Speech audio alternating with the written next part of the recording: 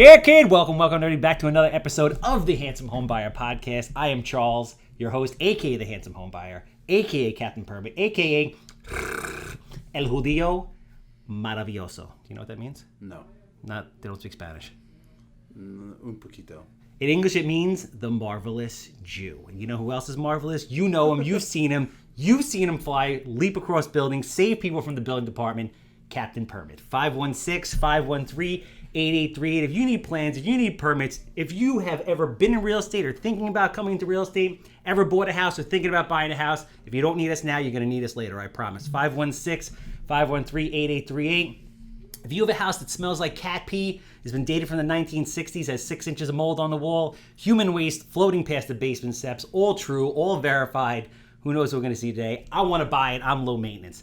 516-777 sold. If you have land for development, any kind of commercial property, anything real estate related, non-performing notes, performing notes, I'm easy. I want to buy it. 516-777 sold. Now, everybody out there in Radio Land knows that I'm back in school 2 days a week, 2 years, hustling, grinding, going to NYU, getting my grad degree. And what do I hear? Day after day, week after week. Charles, what are you doing?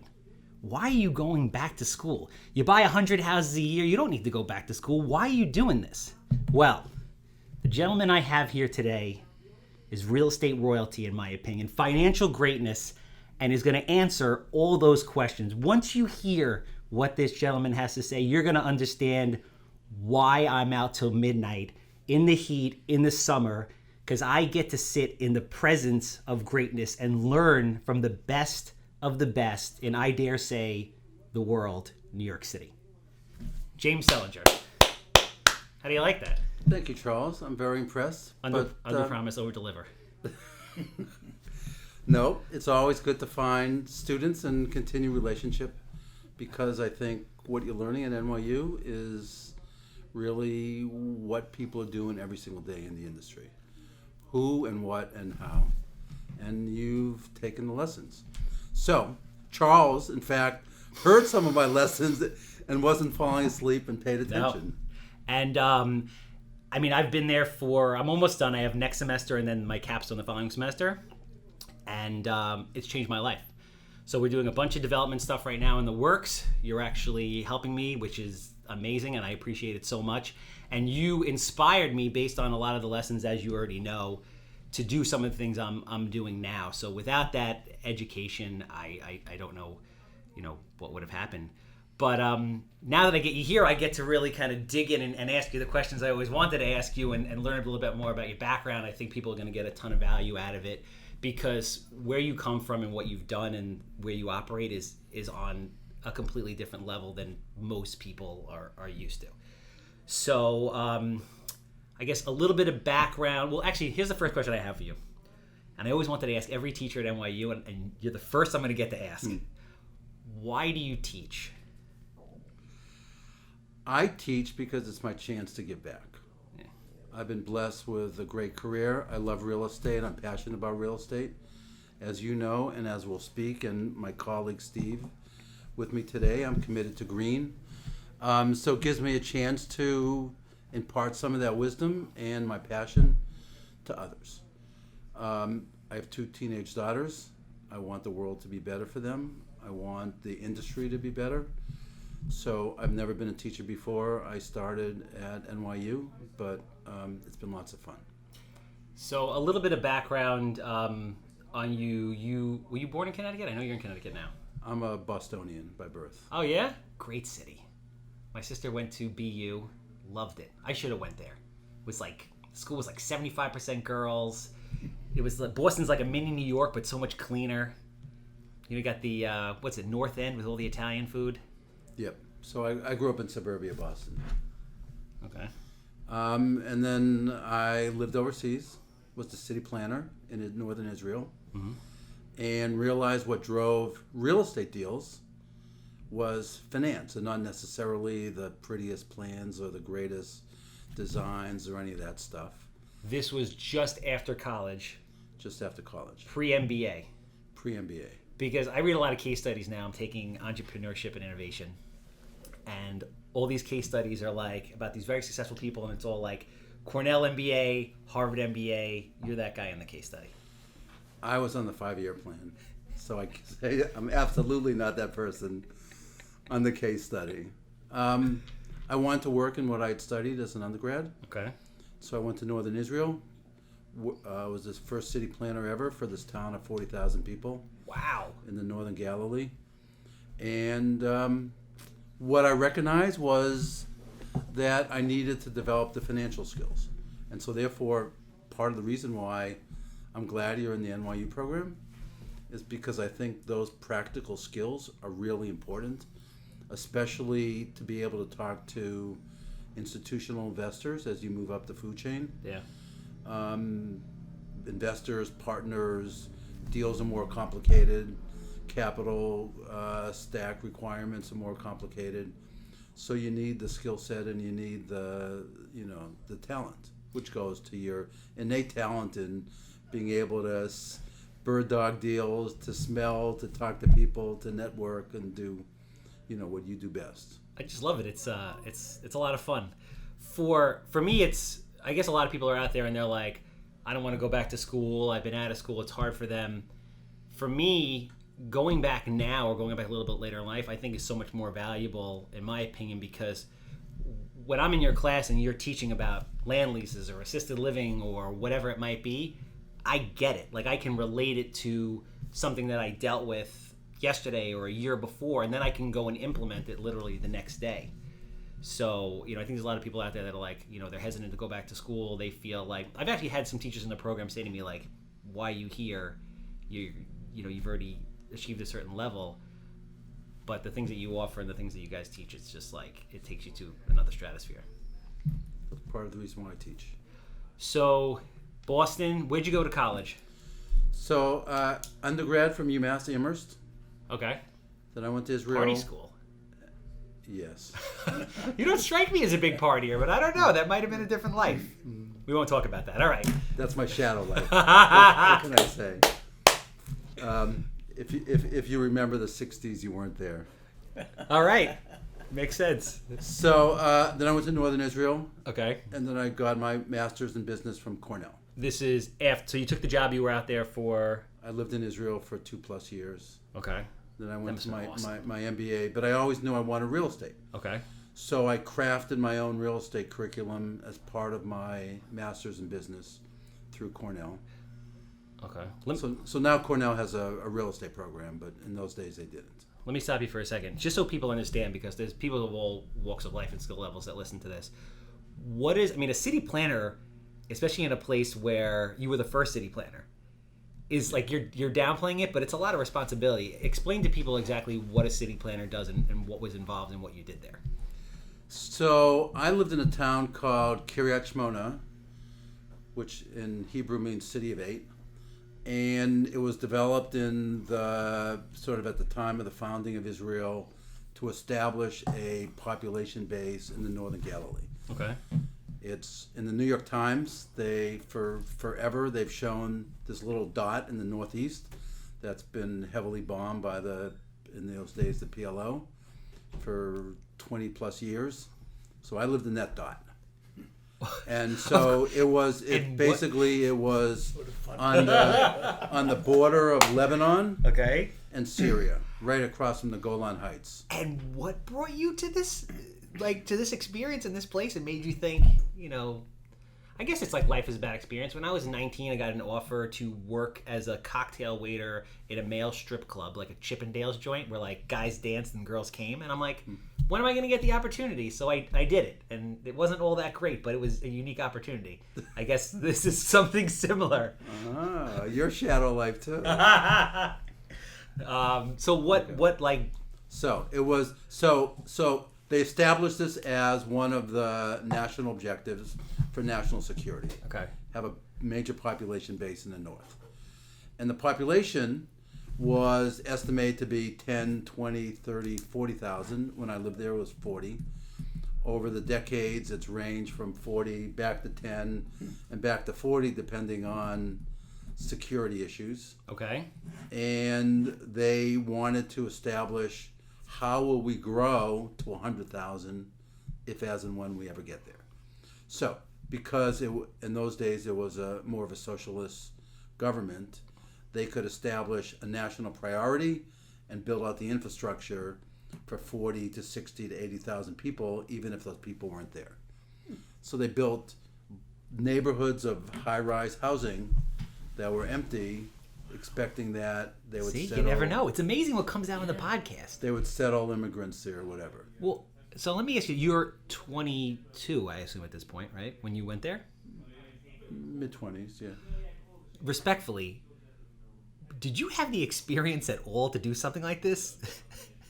Honestly, yeah. I got the job because they wanted me to play rugby for the northern team, and the town engineer, who was Russian, was on the team with me. But I had for 1 year, I worked for a local planner architect. Okay. And we did the master plan for the town of Nazareth Elite, which was a new town above the old historic town of Nazareth. Wow, very cool. So for those of you who don't know what a master plan is, governments, municipalities, they essentially put out a quote-unquote master plan that shows how they want to develop, different incentives that they're offering, et cetera, to boost economic growth in an area. Correct. Nice. But I recognize that what drove the deals was not the master plan. It was the green. But the green. And so therefore, I wanted that skill set. So I applied to schools in the United States, gone to Cornell. Wow. And went to get my master's in business. Wow. Business finance. So my degree was in accounting and finance. Okay. But I knew I wanted real estate, so I crafted my own. I didn't have the luxury that you have of having a more organized program, so I crafted my own. Wow. So you went there and basically took the classes that you want, that you felt would set you up for what you wanted. In addition to getting a master's in business, yeah. Wow. No excuses, right? You want it, you do it. But it's cool that at a young age you had the experience where you knew, like, this is what I want my life to be. Yeah. And real estate, I mean, I know you, so I know you've done a little bit of everything, and a crazy little bit of everything. But real estate finance is your main. So most of my life I've been in real estate finance, commercial real estate finance. Okay. So my first job, I worked for the city of New York in their commercial landlord, doing everything from strips of land and selling strips of land in the South Bronx. That the city owned. That the city owned and was selling back to the private sector. Wow. So they were the nuts and bolts commercial landlord for the city of New York. Okay. I helped manage the Brooklyn Navy Yard. Which is undergoing a huge transformation right now. Huge transformation now, and helped negotiate the land lease under the Marriott Marquis. Wow. So they own that piece of real estate. As far as sales from the city of New York, is that something that's still prominent now? Does that go through the IDA? Like, how does that work, or did at the time? So the IDA and HPD and all the city agencies create incentives for targeted locations, whether it's in downtown Queens near the MTA or in the South Bronx or wherever they designate future growth, just like I did in Israel. Okay. And then they have a whole package of incentives and that they target. I was the nuts and bolts landlord, so in the 70s the city had foreclosed for tax purposes all this real estate because of the financial troubles. Yeah. And they were bringing it back to the tax rolls.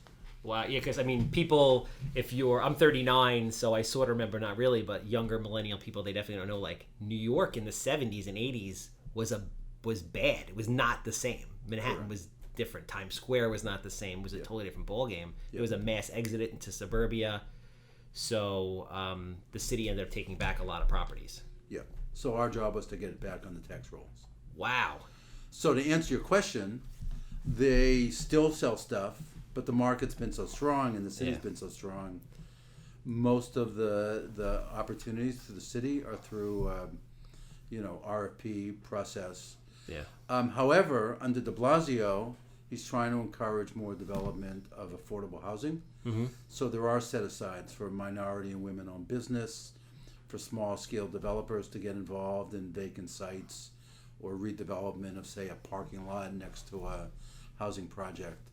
And so they are trying to figure out ways to incentivize people, developers, private sector, to develop affordable housing units. Major problem, major difficulty. Massive problem. And I mean, land costs, and then a lot of people, NIMBY, not in my backyard, for people who don't know that. If you're in an area, especially affluent areas, like people, when they hear affordable, they assume the worst, which in a lot of cases it's not. Like I was out in, Riverhead? Yep. I was in Riverhead, and I was looking at a parcel I wanted. I have 2 teenage daughters. Oh, okay. So I was trying to, it was 1 acre zoning. If you do affordable, you can do 2 houses per acre. So I was going to build 22 houses. And when they heard affordable, you could see like the hair on the back of their neck stand up. Meanwhile, affordable is $400,000. Yeah. It's like, who do you think is moving in next door if you have to pay $400,000 for a house? So there's a real lack of communication and understanding. But walk me down the path. So then from there you go to Merrill? So from there I went to AT&T, their real estate subsidiary. Wow. Doing major joint venture development in Kansas City and southern New Jersey and all around the country. Their first day as a non-regulated entity, so they had to manage their real estate more efficiently. Wow. And having worked in sort of a more freestyle, aggressive way, working for AT&T at that point in time was a little challenging, and just in terms of the environment. They had been a regulated company. So it was harder, or like I would say more restrictive, to work at AT&T versus working for the city? Because I would think it'd be the opposite. I just had to, as a grown-up, understand it's a different environment, different decision makers, different decision-making process, and to sort of learn that. Interesting.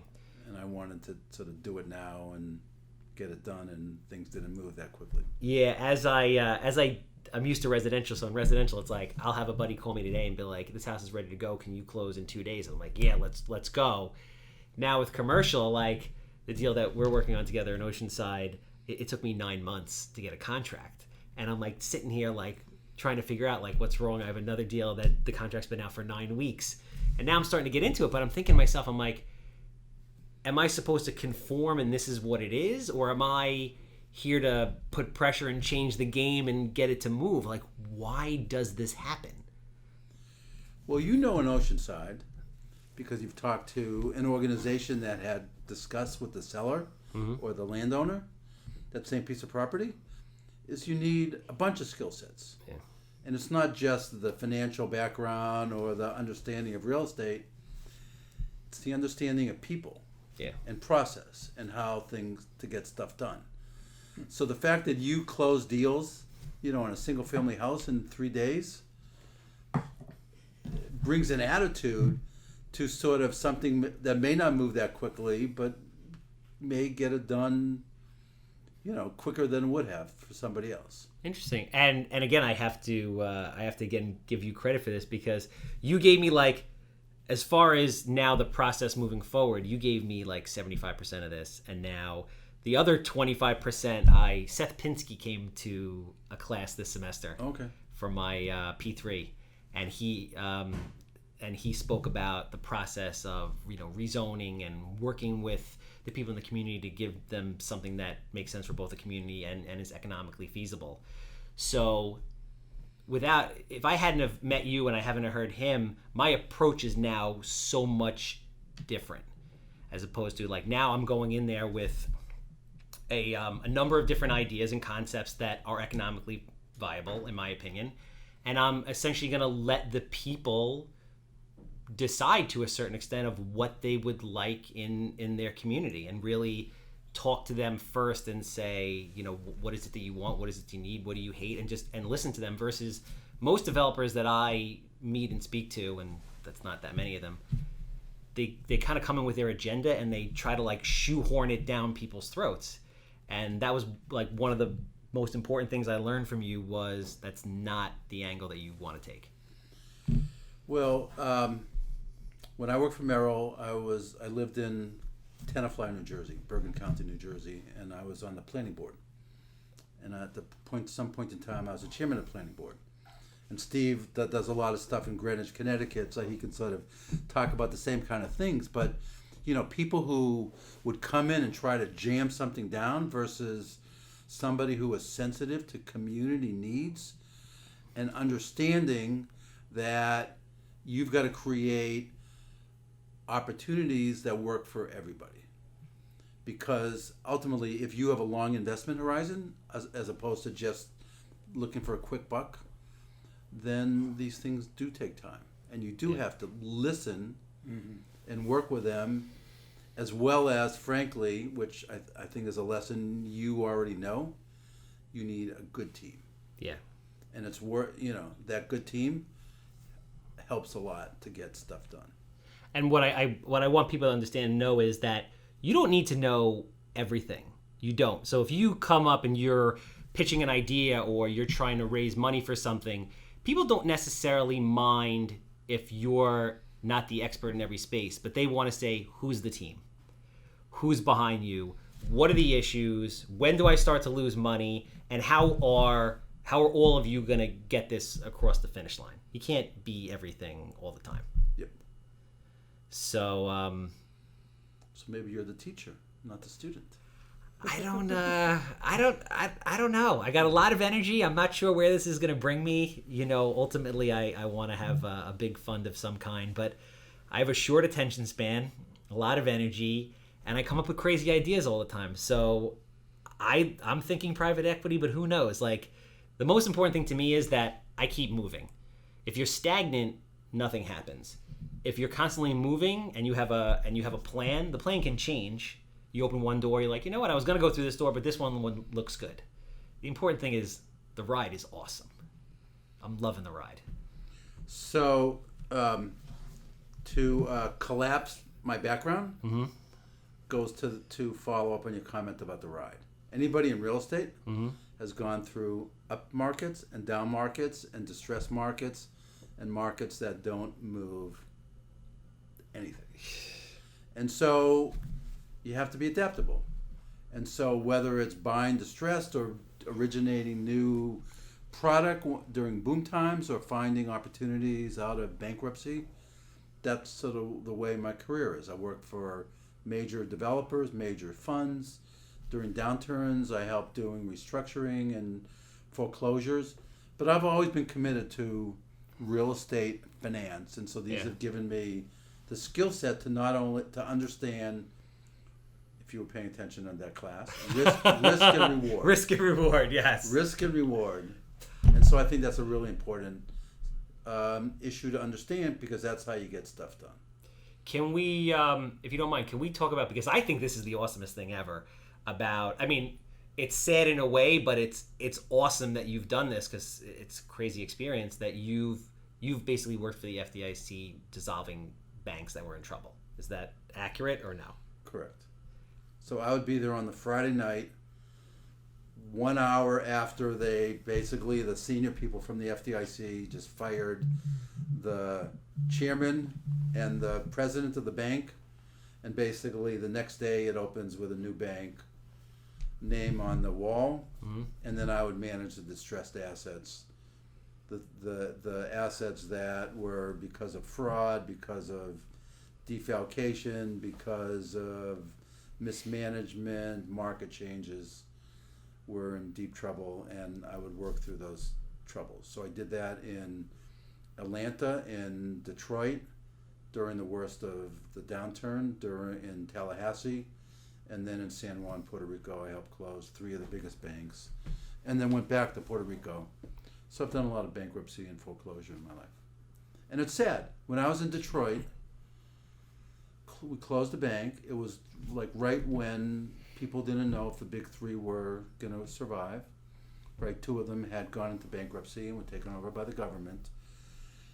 And people's livelihood, people's expectations of the world, people's understanding of, is Detroit ever going to be viable again? is the U.S. manufacturing base going to survive? Were really, real questions. Yeah, I mean, and this was this past economic downturn. This was this past, but in the prior economic downturn, I also did work for what was called the Resolution Trust Corporation. How did you get into? How did that even, like, how did they find you? Is this like the Secret Service or like the CIA where they like recruit you? Like, how does somebody get into something like that? So again, during a downturn, if people aren't doing deals, if people aren't originating new deals, if they're not doing new development, if there's no money, if the capital markets are frozen, you say, okay, either I go out and become a stripper, right? At the club that you went to, or I'll use my real estate skills and help work out the problems that people created during the boom times. So I found opportunities through major consulting firms. It's a meritocracy. You work up the food chain. There's 100 people. There's 200 people, and at the end of the day, there is 7 people who sit there for the next 12 months. And so I work through that system. Wow. So anything that was performing stays with the new bank, or anything that's not performing, you either restructure or sell off at a loss, or? Well, when the FDIC finds a buyer for the bank, okay, those assets are usually, and so it's a negotiated deal. So in this last go-round, the government would basically have ready buyers for the easy stuff, the bank deposits, the CDs, the performing loans. Okay. For the distressed stuff, and not the stuff that I handled, my stuff was not only was it distressed, but it was like really ugly with fraud and all that kind of stuff. But for the troubled stuff, they would create an incentive. And for the most recent downturn, the FDIC had what was called loss share, meaning the FDIC helped finance the acquiring bank. Okay. And had like a joint venture where the acquiring bank would come in, take over these troubled assets or quasi-troubled assets, and the government would keep a piece and help facilitate the deal. Wow. This is why you go to NYU, people. Because where else are you going to hear stuff like this, really? So they created the facility. When I was in Puerto Rico, we managed the distressed, troubled assets for Doral Bank. But my company bought $1 billion of Doral Bank's half-built resi portfolio, and Doral helped facilitate the redevelopment, the completion of the half-built projects, or the end buyer sales of the condo units once the projects were completed. And my company had the in-house expertise to complete the deal, complete the project on time, on budget, and then go out and market the properties. Jesus. And so, but the bank had to prime the pump. They had to provide amazing 40-year mortgages or whatever it took to get the transaction done. Wow. So they were very smart and very forward-thinking because they recognized they had to take extraordinary measures at a time when that local economy was troubled to get the stuff off their books. Which is, I mean, typically you think government, you don't think innovative and forward-thinking. So that's very interesting to see. Yeah, I thought it was very creative. And look, but that's no different than what you do, which is you figure out how to put the pieces together and what is the ultimate win-win situation. So it's a different flavor, but I think that's the main value of the education that I'm getting, whereas a lot of people will look at something and it seems very overwhelming. But when you start to be around people, it's more of like a thought process and a mindset of working through things. You look at something that's huge, like, oh, we're going to build a 200-unit apartment building. Like, how am I going to do that? It's step by step, brick by brick. And just as long as you understand that there's a process, you don't have to know everything about everything. You go. Because there was a moment actually in your class also with Silverstein, his grandson. Yep. And I was talking to him, super nice guy, and he goes, we just bought this, I think he said it out loud to the class, we just bought this property, so-and-so, God knows how many tens of millions of dollars it was. He's like, we're trying to figure out what to do with it. And that was like a pivotal moment in my life because I'm like, wait a minute, this is Silverstein. They own the World Trade Center. Like, they've been doing this forever. They're some of the best in the world. They just bought a piece of property for like $50 million and they have no idea what they're going to do with it. I'm like, great. Nobody really knows what they're doing. I'm ready to go. You have a certain level of education and where you know you're not going to get yourself in trouble, and then you kind of jump and you go. And that's what I've done and what I'm doing. Risk and reward. Yeah. It just has to make sense. Yeah, so I mean, I'm in commercial finance, so it's the same skill set that I apply in facilitating debt and equity for my clients by taking that same skill set, that same understanding, the relationships, and trying to find what is the proper fit between the transaction and the capital source. So that was the two last things I want to talk about is I know that you basically help arrange financing for all kinds of deals, especially the ones that require a lot of creativity and are tougher to fund than others. Is that an accurate statement? Yes. So I want to talk about that for a little bit, and then I know that that you're all about the green movement, which is very cool, which is why you're here. We're going to look at the 5-unit apartment building in Farmingdale and the 8-unit in Patchogue that I just purchased, and we're going to go green. So that's excellent. It's excellent that you are willing to embrace that. It's excellent that you're considering it, that you are open-minded, as well as have the vision that this is important, as well as, look, obviously it's got to make sense financially for you. But I have 2 teenage daughters, and I want the world to be here for them. Yeah.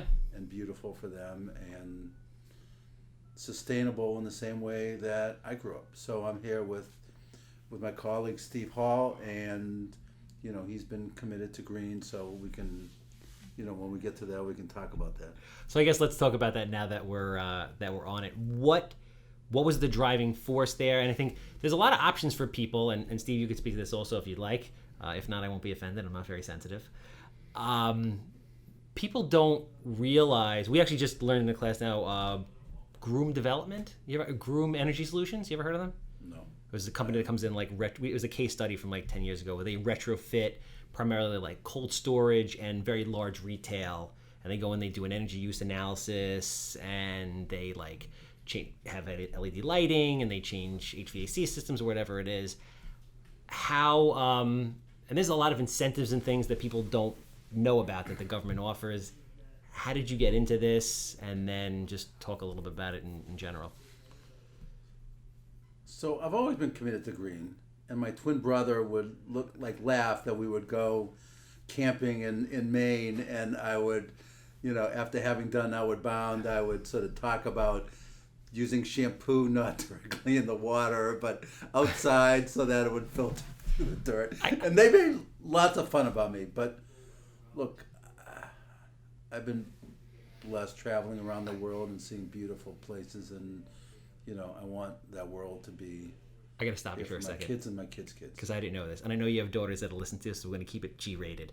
But you have a twin brother? I do. Do you look exactly like him? Not at all.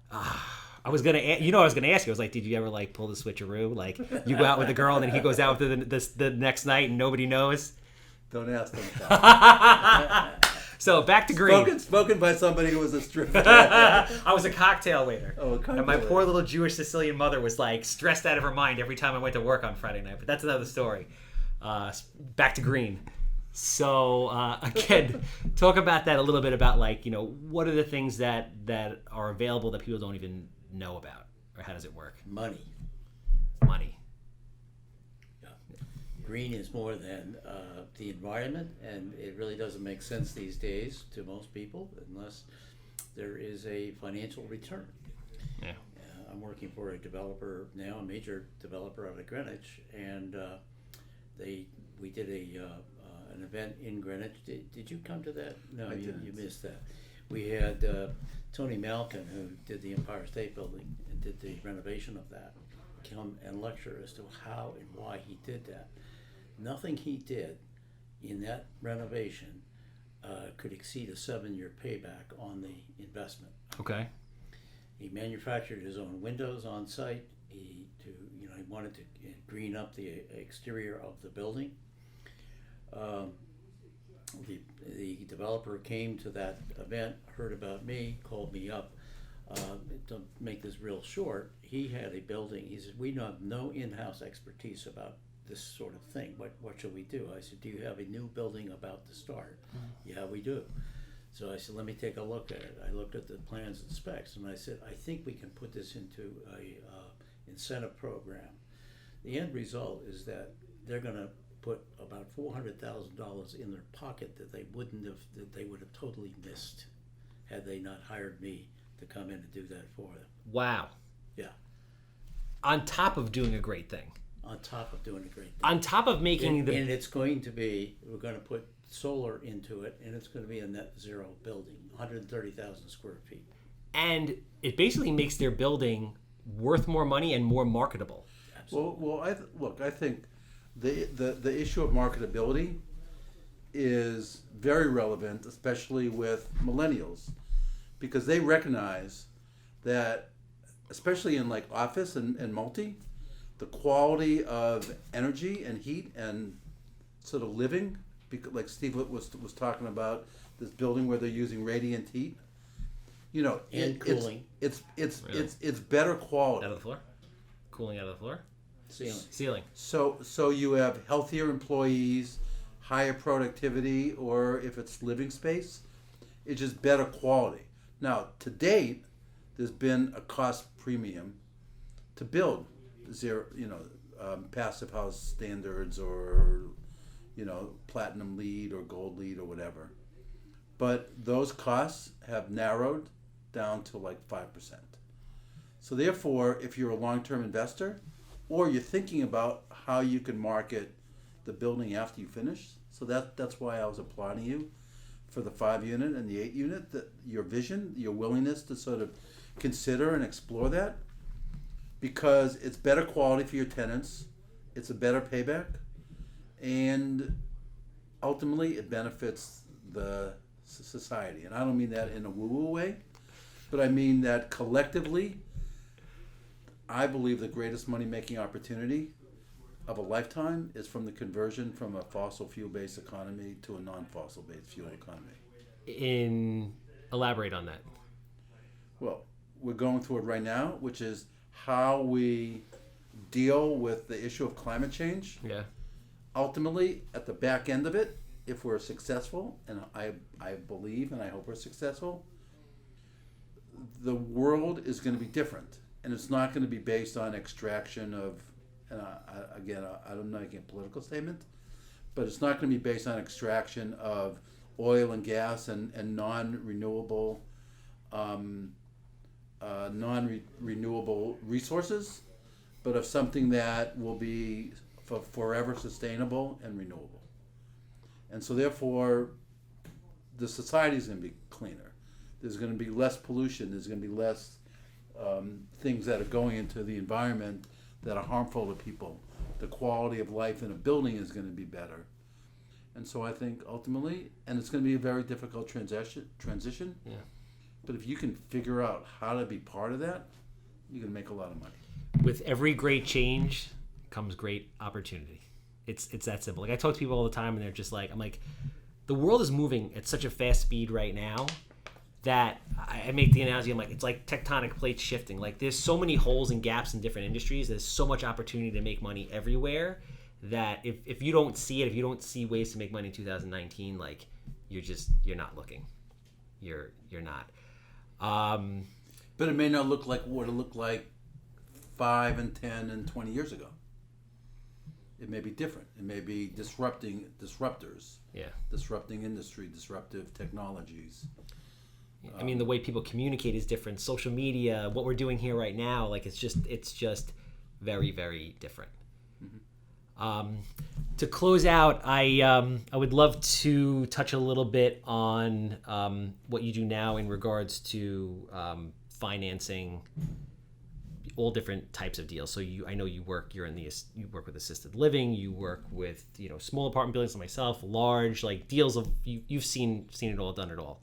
So, I mean, any kind of examples of things that you've worked on that you can talk about, or just kind of general information? Because a lot of people come to me and the first thing out of their mouth, regardless, like I introduced you to Devin, who was doing some hotel stuff and is going to do big things.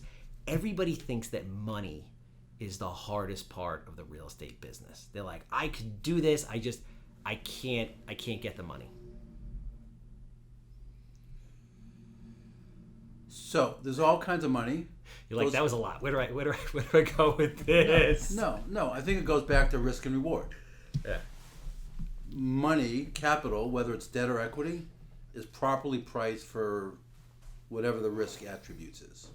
So like a hard money lender that has to fund your acquisition in 3 days on a deal where you don't know what's behind the studs and you haven't done, long investigated analyses, is going to want a certain return. Yeah. But they're going to take the return because they know you perform. And so they're going to back you because they know you have a track record, because you're smart, you know the market. When you went there, it's not, even though there are the known unknowns, they know that you have already sort of thought through some of that stuff. But it's a risk-adjusted return. Yeah. So debt and equity has the same kind of risk profile. So there's always money to get deals done. It may not be an insurance company that wants to back the best operator on the best property in the best market. So as you move from that to the worst property in the worst market, it's just a risk-adjusted return. So you need to hire professionals who have relationships and understanding and will properly structure the deal and know what the market conditions are. But I think there's always money for deals. Couldn't have said it better myself. You gonna throw something in there? No? I felt like something was coming. I feel like there was a moment of brilliance that was about to. No? I'm just absorbing all the brilliance. There's a lot. See, you don't know the layers. Like you know somebody for years. I don't know finance. You know somebody for years, but until you get on the podcast, you don't realize that there's so many layers of Mr. Schellinger. With that said, I really appreciate you guys coming down. I mean, gems. I hope the audience likes it. I know I loved it, which is most important. If anybody has any type of project, obviously the bigger the better, that they need creative financing, whether it be debt or equity, please reach out to me. I'm happy to be the gatekeeper and introduce you to James. He's amazing, and you can't get anybody better to work with you in that and other capacities. Obviously, if you have a house that smells like cat pee or has been dated from the 1960s or has mold or land or anything real estate related that we can get fun and have a good time with, I want to buy it. 516-777 sold. That's a wrap.